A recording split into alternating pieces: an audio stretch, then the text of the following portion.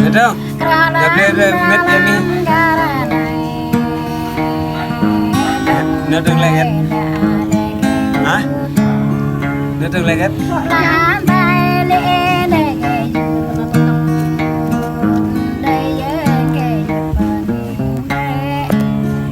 Cảm ơn.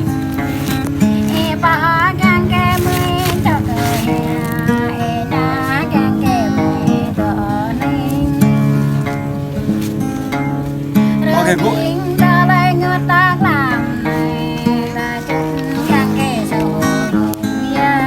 Cái này chơi đại nhất này cái đó cái niềm biếu đàn.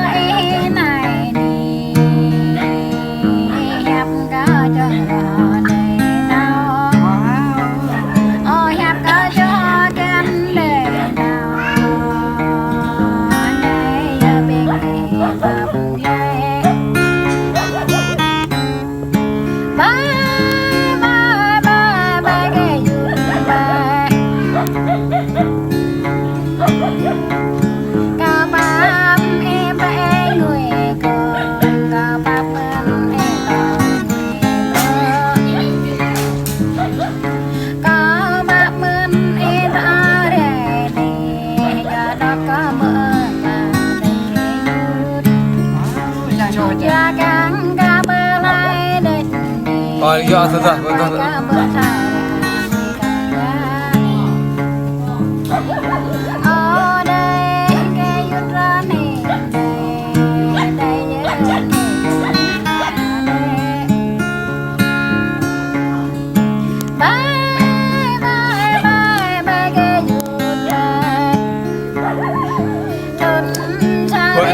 Rui ini bom hijaunya.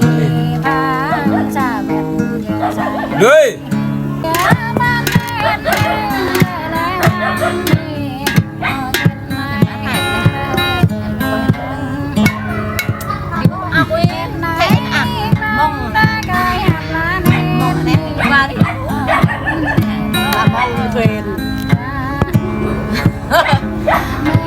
Trơn đập vinh ai rồi này như con to rồi anh là nó trên thứ hai đây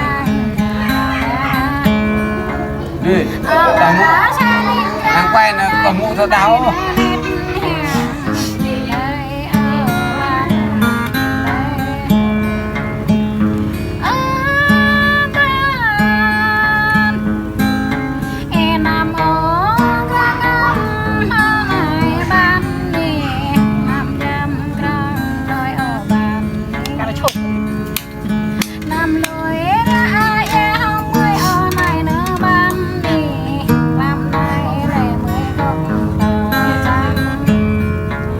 tôi chạm ý rồi có ở ban như này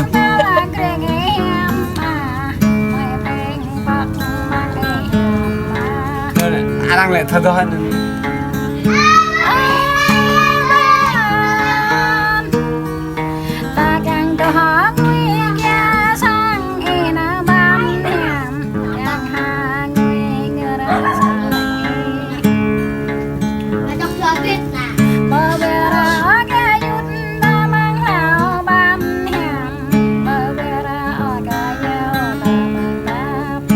chắp ra ôn lên này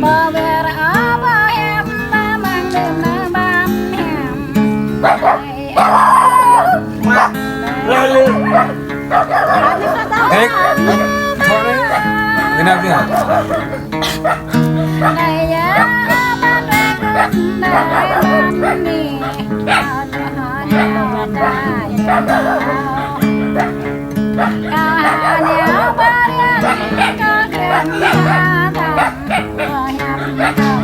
những video hấp dẫn.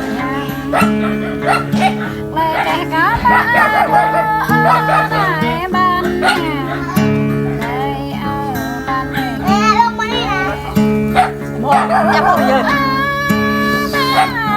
Bây giờ cái việc gì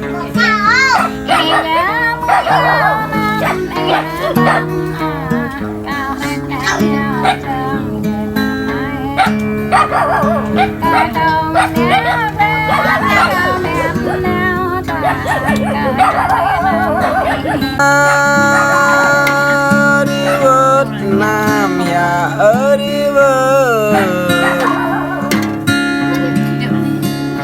ở thơm y đang còn ở thơm y đang còn lệ ở thơm y rồi còn mong ya không ai được về mong ở lắm y xong lệ ni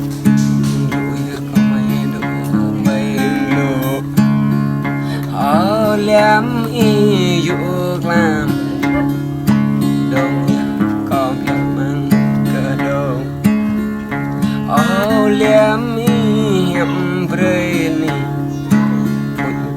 con tay có mang rau đang lê đê tia yêu đang đông ở đi sang xanh có yêu đi ni